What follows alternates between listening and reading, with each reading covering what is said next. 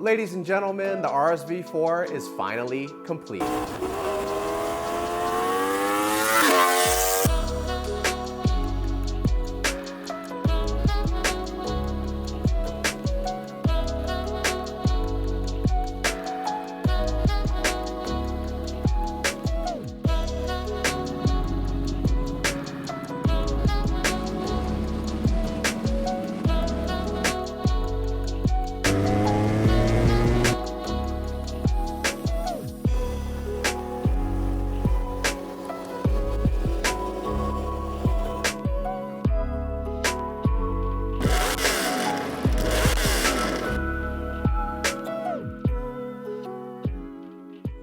Welcome back to the channel, guys. Thank you so much for joining me. So at this point, the RSV4 has pretty much been completed. During its progression, it's had pretty much all carbon fiber fairings, forged wheels, exhaust tune, a bunch of other modifications. Basically what that means is over the course of time, this bike has lost a little under 26 pounds of weight. It sounds the way it should now. Obviously, it looks the way it should now. So in this video, I'll talk about that progression and how I got to that 26 pounds of weight loss for this bike. These RSV4s are quite heavy, so it's very helpful having that 25 to 26 pounds removed from this bike, some of it being rotational as well. I'll talk about the modifications that I think are pretty much necessary for an RSV4, and I'll talk about things that if I could do it again, I would probably change.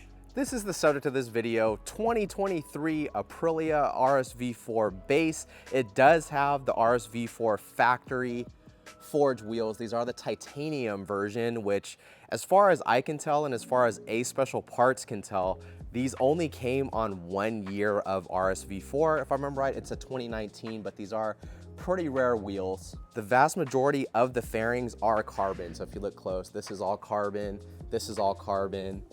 That portion is carbon down there, carbon hugger, carbon dash cover, carbon front hugger, carbon chain guard, and there is a reason why I did not choose to go completely full carbon. I did not want to make all this carbon. I did not want to make all this carbon as well. This was strategically planned this way for this particular graphics kit.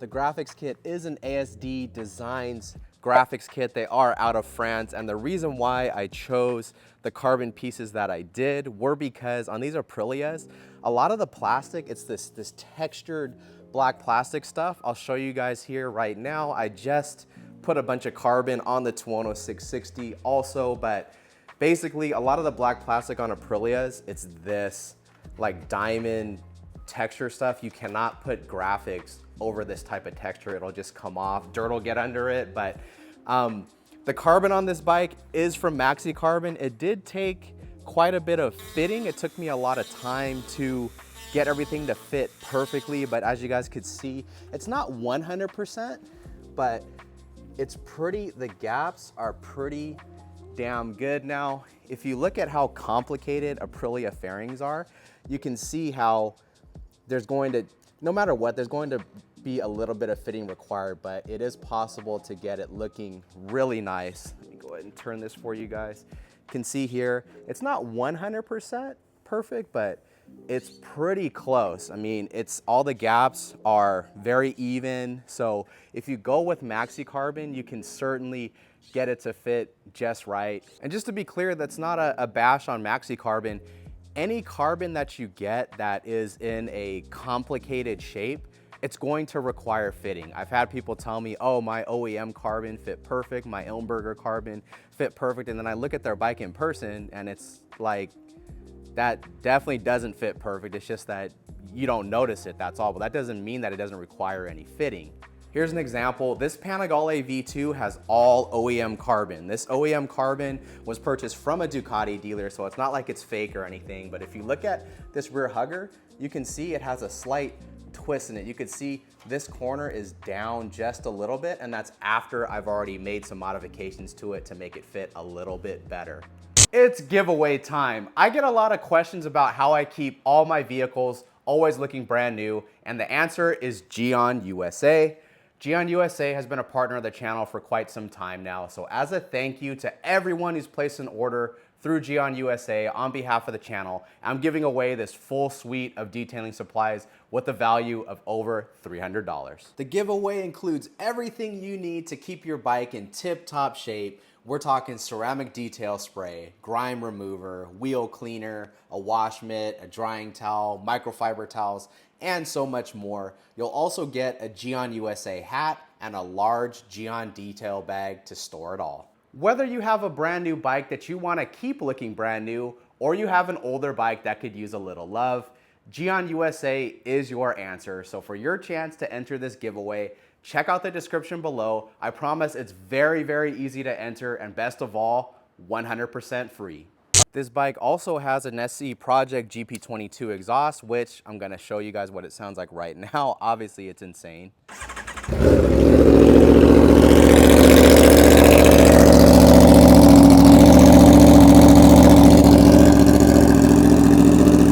Give it a few revs.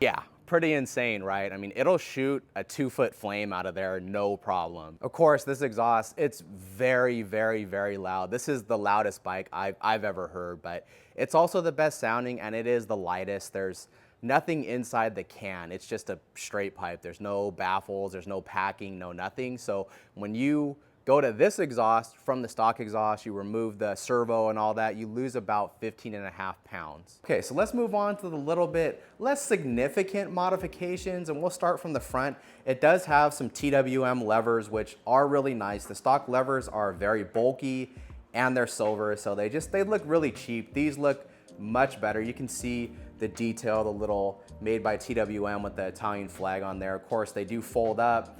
Very good adjustability on them. I also have some Rizoma cut edge mirrors. Normally I've got them like that. If I'm honest, not the greatest for functionality just because of the size and how small they are. You can't see a ton behind you, but I basically just use my mirrors to look behind me at stoplights and stuff like that, make sure I don't get rear-ended. Other problem with these Rizoma cut edge mirrors is when depending on how you fold them away, they can actually get in the way of the articulation of your, see that? Assuming you have full length levers and not shorties, depending on how you fold them in when you split lanes, they can actually interfere with the articulation of your levers. It does have a WRS windscreen. It's the light smoke, which works really well at night. It's not too dark where you can't see through it. It is a little bit lighter and it's not too tall to where it looks a little bit goofy. On my Panigale V2, I put a Puig windscreen and it does help a lot with wind protection, but it is a little bit tall for me. Obviously it's not ugly, but it's just slightly tall. I think this WRS being a little bit lower profile is a better look for this particular bike. It's got the Lightech mirror block offs. When you flash these bikes, the turn signal is then integrated into the headlight. Here, I'll show you guys. Stock, the turn signal is actually inside of the mirror, but when you flash it, they end up being integrated into that headlight. You don't have to do anything physically to the bike, you just have to flash it. That capability is already built in from the factory from Aprilia, which is a pretty cool feature. Although kind of insignificant, one of my favorite modifications of this bike is actually this fuel lid. This is an AEM factory fuel lid, originally intended for a Panigale V4. It was never intended for an RSV4, but with the help of my buddy Alex at My GP Racing, we were able to get it to work. Fuel lids intended for RSV4s, like a lot of the Lightech ones and stuff, if I'm being honest, they're pretty ugly. They're real gaudy looking. They just don't look clean. This fuel lid is super clean, and since it was never intended for an RSV4, you don't really see it. And it's something that I see all the time when I'm riding the bike. So when I'm filling it up, when I'm checking it to see if there's fuel in there, because these bikes don't have fuel gauges, it's something that you always touch, something that you always see. So just those little touches really make a big difference when you're putting a bike together. Moving rearward, another question that I get a lot is where I got this seat from. This is actually an OEM Red Seat. You can get this from AF1 Racing, A Special Parts, your local dealership. It's not too expensive. I think it's a little over $200 or so, but this is an OEM seat. It's the OEM cushion, the same height and everything. It's just covered with red, whatever, vinyl or leather, whatever that is. One thing I want to mention about the seat though, if you wear dark colored pants, it will stain the material, so that may be a consideration for you.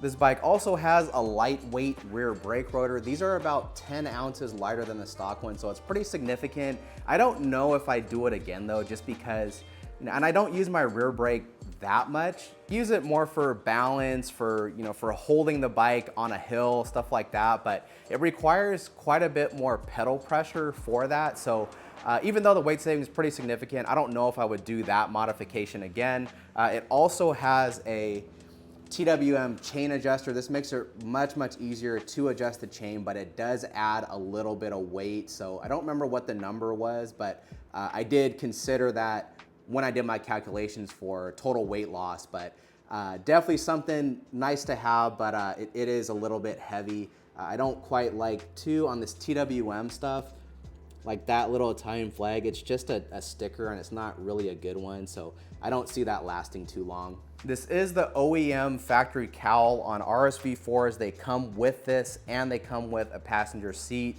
They also come with the passenger pegs and everything. Motodynamic tail tidy. This is 2.2 pounds lighter than the stock license plate and reflector setup. The reason why I chose this setup is because it's basically the best one out of the bunch. It's way nicer than the NRC stuff. That stuff is absolute junk. But this setup, it looks kind of stock, so I figured, law enforcement's probably not gonna mess with me or anything like that. JL Design, which I've been working with in the past, is coming out with a really nice tail tidy with an integrated tail light combo, which once that's available, I will be getting that. But for right now, this will do. Here's a close-up. It is a nice setup. It's solid. It doesn't bounce around. It doesn't rattle or anything. The way the turn signals are mounted is mounted in a nice way. They're not loose or anything like that. So overall, it's a good setup, but I think there's certain things that could be improved upon, and I think JL Design will do that when that product is ready. And this is why you take the time, do your research, get good parts. This is the tail tidy that came on my Tuono 660. Look at how hokey it is. So I don't know who had this bike before me, but probably for the same amount of money, they could have got a Motodynamic setup and been way nicer. Before I forget, it does have EvoTech radiator guards and oil cooler guards. They look nice, they're very sturdy, a little bit heavy, and they don't fit super good. So I think if I could do it again, I would probably get different radiator guards. In the past, I've had really good luck with EvoTech, but as you guys could see here, and this is after I've kind of messed with the fitment a little bit. It doesn't fit good. On the sides, it's hard to show you, but it also doesn't fit well. So I think if I could do it again, I would choose something else for radiator guards. Get it out in the sun one more time. You guys can see with that graphics kit, and that graphics kit did need a little bit of trimming, but not too bad. I mean, it was really minimal. Some areas like around these little holes needed just a little bit of trimming and fitting, but overall not bad at all. I've had that graphics kit on for over a year and it's still holding up quite well. It didn't shrink yet. The edges haven't curled up or anything. I'll show you guys. They haven't curled up or anything like that. On the fender, I actually put back the factory Be Eraser sticker. I thought that would be kind of a nice look, kind of give it an OEM plus type look, which is what I was going for. Some of you might notice this bike does still have stock rear sets on it. I did have plans to change them. I didn't want to get what everybody else has, which is Lightech. Everybody puts Lightech or Bonamici on these bikes, which there's absolutely nothing wrong with that. There's a reason why everybody uses those, but I wanted to get something different. I wanted to get something that was special. And I had some picked out that were really nice. They were really special. They would have looked really good on this bike, but I put that order in December. At the time of this recording, it's August 21st and still don't have them. So I pretty much lost hope of getting those. I canceled that order, which, I don't want to put the company's name out there or anything like that because things happen. They've had some things happen personally, so not a big deal, but it's just kind of the way it is when you want to get special, kind of bespoke parts. Sometimes that's just how it is. I mean, it's been 8 months, almost 9 months, and still don't have the part. So I've pretty much given up on that.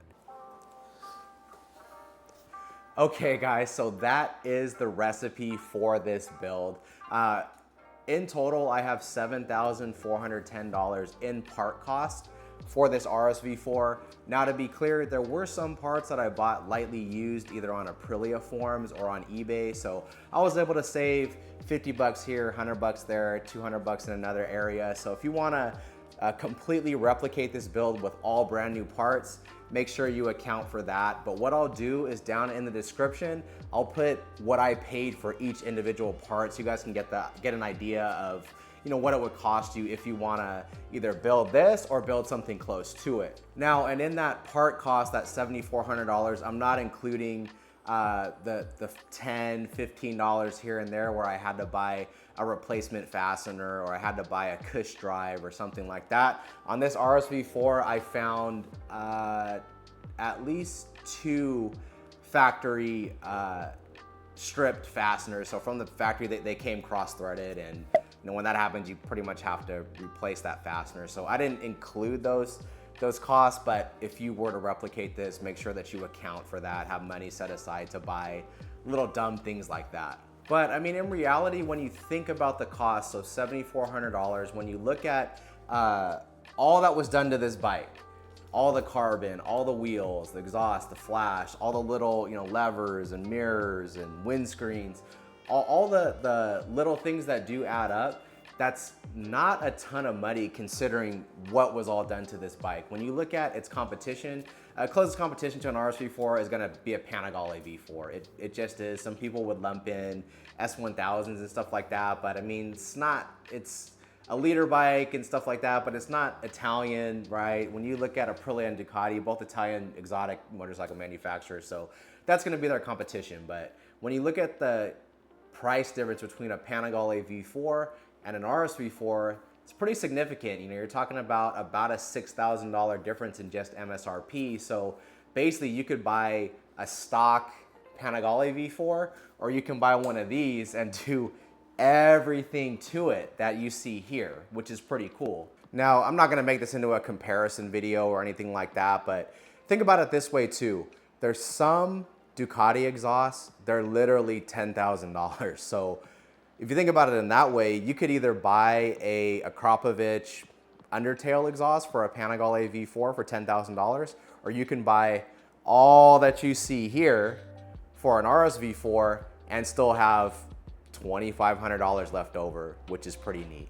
Okay, so what about modifications that an RSV4 absolutely needs? Well, let's be honest, a 1000cc superbike, or I guess in this case, it's like an 1100cc superbike, there's nothing that it really needs. However, let's be honest, the RSV4 is, at least in the current configuration, the current generation with the current color schemes, they're not the best looking bikes. The color schemes are pretty ugly. They're just not that special. So for me, aesthetically, the RSV4 needs a lot of work. I mean, yeah, they have the speed white one, which looks pretty good, but even then, it's just okay. It's kind of the best of the worst type of thing. But my RSV4 started as a Saxon Ring Black RSV4, and just that matte black with orange wheels and orange stickers on it, it was just awful. So for me, I would rather completely aesthetically change an RSV4 by changing the fairings to carbon, putting a graphics kit on it, than even have an exhaust and a tune. And that's a pretty big statement because you guys saw how good these bikes sound. I mean, I love the way these RSV4 sound. If you've ever heard a V8 with very high compression, lightweight valve train, lots of RPM, they sound very similar to an RSV4 with an open exhaust. I've had some people say, oh, they don't sound like a V8. Well, yeah, I mean, they don't sound like a farm truck V8. They sound like, if you hear an actual race engine, an actual Trans Am engine or IMSA engine or something like that, or a NASCAR engine, they sound very similar to how these RSV4 sound with an open exhaust. So I mean, with that being said, if I had to absolutely pick kind of one thing to do to an RSV4, like if I had a $2,000 budget or $2,500 budget or something like that, I would definitely pick the carbon with the graphics kit over anything else, even an exhaust. The other little things that I did, the levers and stuff like that, it really does help with the overall aesthetic. These bikes, again, they're cheaper than their competition. They're way cheaper than a Panigale V4. But there's a reason for that. You know, the levers are really cheap. The fuel cap looks really cheap. There's just a lot of things on the bike that it's very good value for the money, but you can tell that, oh, this costs much less than a Panigale V4. So doing some of those upgrades, $100 here, $100 there, $200 there, it really makes the bike feel and look a lot more premium, which if you can't afford it, should not be ignored. I mean, I think a lot of people look at those little modifications as kind of inconsequential, like you don't really need them. And again, you don't need to do anything to an RSV4, right? Nothing.